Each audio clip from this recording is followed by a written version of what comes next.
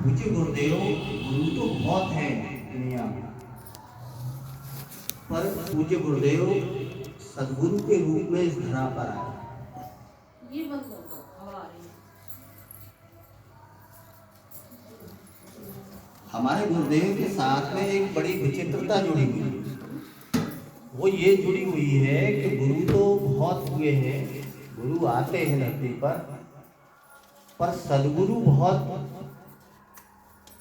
अपना एक विशेष लक्ष्य लेकर आते हैं। और जैसे कि महाभारत जब हुआ उसके पहले भगवान कृष्ण ने यहाँ अवतार लिया, तो भगवान के रूप में भी आए और गुरु के रूप में भी आए। ऐसे ही हमारे गुरुदेव हमारे भगवान के रूप में आए और गुरु के रूप में। ये हम सबका सौभाग्य है।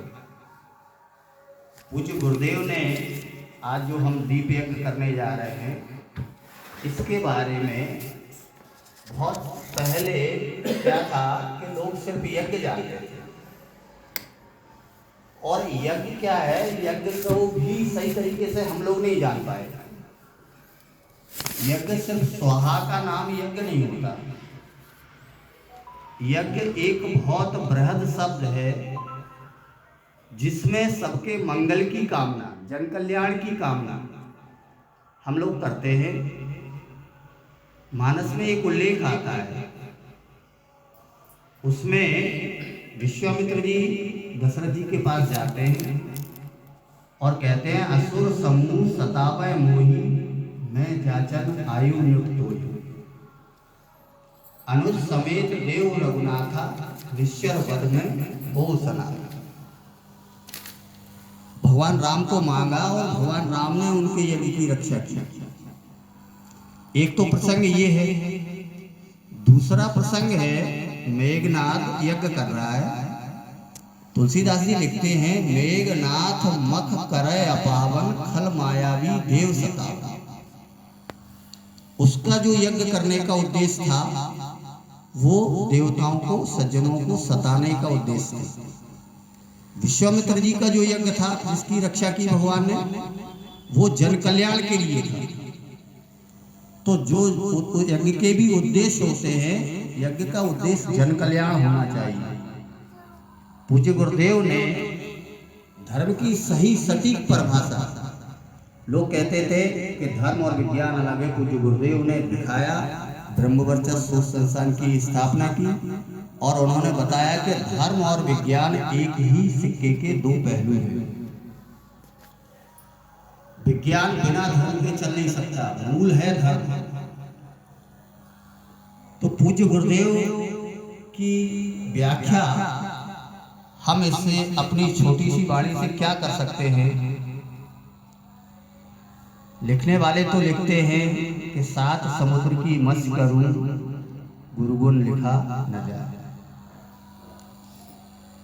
सारी धरती कागज कर दूं और सारे वनों की कलम बना दूं, सातों समुद्र की स्याही बना दी, तो भी गुरु के गुणों का गान किया जाना संभव नहीं।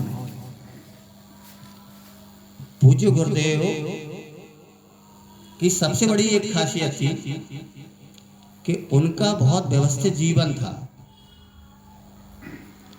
एक संस्मरण आता है, एक बार सभी शिष्य गुरुदेव के कक्ष में बैठे थे, तो लाइट चली गई, शाम का समय था, तो सारे लोग हड़बड़ा के उठे। तो गुरुदेव ने कहा, कहाँ जा रहे हैं? आप लोग बैठो, जहाँ बैठे हो वहीं बैठे रहिए। सब लोग वहीं बैठे रहे।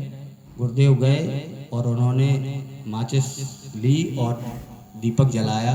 उन्होंने कहा, गुरुदेव ने कि तुम्हें पता था तुम लोग कहाँ जा रहे थे? तुम्हें नहीं पता था कि इस कमरे में माचिस कहाँ रखी हुई है। मुझे पता था, मैं इस कमरे में रहता हूँ, मेरी सारी चीज़ व्यवस्थित रहती है, तो मुझे पता था कि मैं अंधेरे में भी वहीं हाथ डालूंगा जहाँ माचिस रखी है। ऐसा गुरुदेव का व्यवस्थित जीवन था।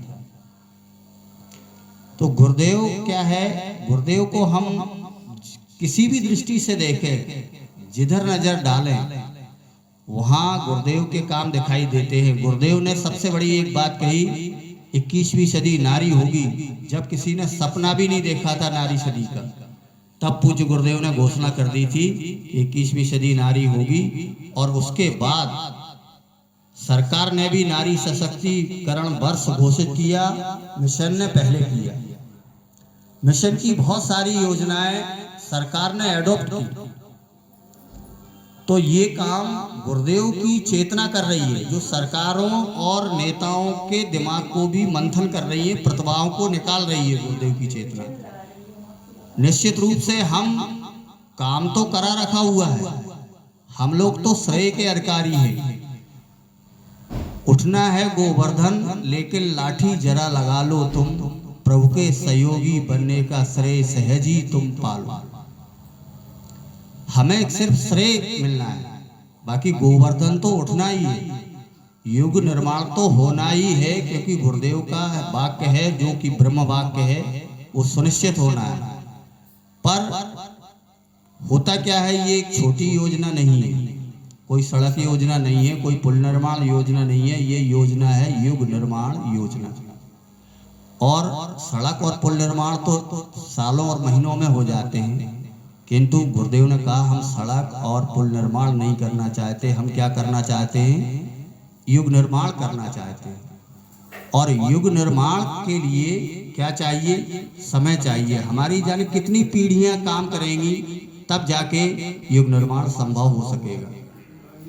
किंतु ये निश्चित है, गुरुदेव ने जो सपना देखा वो साकार रूप लेगा, ये हमें दृढ़ विश्वास है, अटल सत्य है उनकी बात।